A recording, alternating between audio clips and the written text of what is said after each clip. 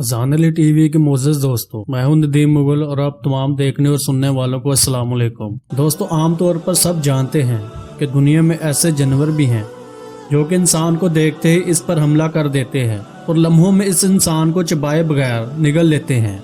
लेकिन इंडोनेशिया के एक गाँव में इस तरह के एक खौफनाक वाक़या पेश आया कि एक दियोहेल सांप ने एक शहरी को निगल लिया। वो अपने दोस्तों के हमरा पाम ऑयल के खेतों में काम करने के लिए गया और पाम ऑयल के पत्ते काटते हुए इसको एक दियोहेल सांप ने खामोशी से निगल लिया, जिस पर इसके दीगर साथियों ने इसकी तलाश शुरू कर दी। साथ ही इनको किसी इंसान के चीखने चिल्लाने की आवाजें भी आईं, तो उन्होंने देखा कि साथ ही बाग में एक दियोहेल सांप घूम रहा है और इसका पेट भरा हुआ है, जिससे इनको शक पड़ा कि कहीं इस सांप ने ही तो इनके साथी को नहीं निगल लिया।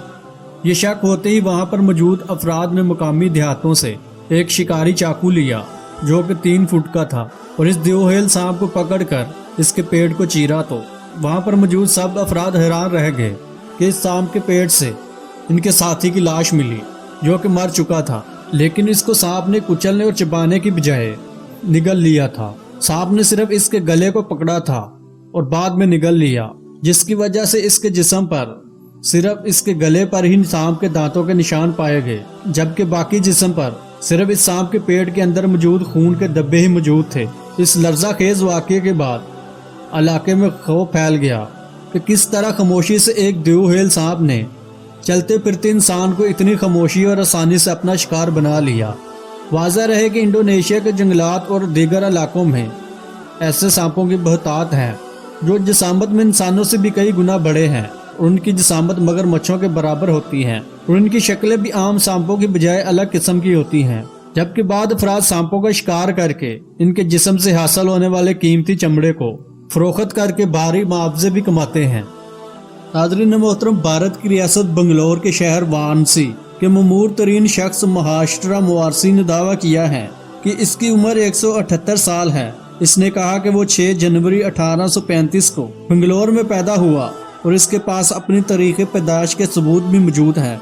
इसके दावे के मुताबिक अगर वो हक़ाइक़ सच बता रहा है तो इसका नाम गिनीज़ वर्ल्ड रिकॉर्ड में शामिल होना चाहिए, क्योंकि वो दुनिया में अपनी तारीख़ पैदाइश के हवाले से मुअम्मर तरीन शख्स हैं। इसने मजीद बताया कि मेरे पोते भी अब तक मर चुके हैं। महाराष्ट्र मुरासाई ने बताया कि शायद इसको मौत भी भूल गई है, इसलिए इसकी उम्र इतनी तवील है और अब मुझे अपने मरने की उम्मीद भी ख़त्म हो चुकी है।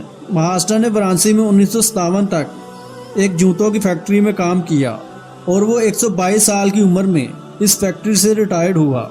एक ऑनलाइन वेबसाइट worldnewsreport.com के मुताबिक इसके कागजात तरीके पैदाइश भी इसके दावे की तस्दीक करते हैं कि इसकी उम्र अब 178 साल हो चुकी है। नाज़रीन मोहतरम, भारत के शहर अहमदाबाद के एक इलाके में एक रहायशी आसफ का दिल अम्बालिया नामी हिंदू में हार्ट ट्रांसप्लांट के जरिए रख दिया गया, क्योंकि आसफ का इंतकाल हो चुका है जबकि अम्बेलिया अभी तक जिंदा है। आसिफ का दिल बोंगर से एक चार्टर तैयारे के जरिए अहमदाबाद पहुंचाया गया और वहां के एक निजी अस्पताल में हिंदू मरीज की सर्जरी की गई। आतिफ 17 दिसंबर के रोज एक कार हादसे में जख्मी हुआ था।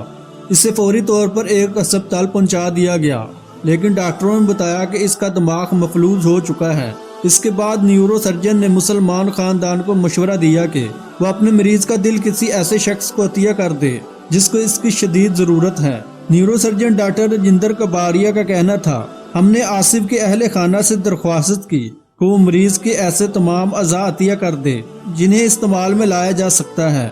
इसके खानदान ने हमारे इस मशवरे को कबूल करते हुए इसके दिल के साथ साथ इसके 2 गुर्दे भी अतिया करने की इजाज़त दे दी। इसके अलावा मुसलमान मरीज के जिगर और लबलबे को भी 4 दीगर ज़रूरतमंदों में ट्रांसप्लांट किया गया। डॉक्टर कबारिया का कहना था कि बोंगर की अस्पताल इंतज़ामिया ने अहमदाबाद के एक अस्पताल से रब्ता किया जहाँ एक एजेंसी के जरिए अम्बालिया का इलाज किया जा रहा था। डॉक्टरों ने कहा कि जब हादसा हुआ था तो आसफ की सेहत बहुत ही अच्छी थी और इसके खून का ग्रुप भी ओ नेगेटिव था और ऐसे शख्स के अतिया करदा इज़ा हर किसी मरीज को लगाए जा सकते हैं। इस वक्त हिंदू मरीज को इमरजेंसी वार्ड में एक वेंटिलेटर पर रखा गया था। अहमदाबाद हॉस्पिटल के डॉक्टर शाह का सहाफ़ियों से गुफ्तगू करते हुए कहना था کہ ہمیں یقین ہو چلا تھا کہ امبالیہ کی جان نہیں بچائی جا سکتی، تو ہمیں خبر ملی کہ مفلوج ذہن والے ایک مریض کا دل عطیہ کے طور پر مل سکتا ہے، جس کو ایک خصوصی طیارے کے ذریعے احمد آباد لایا گیا۔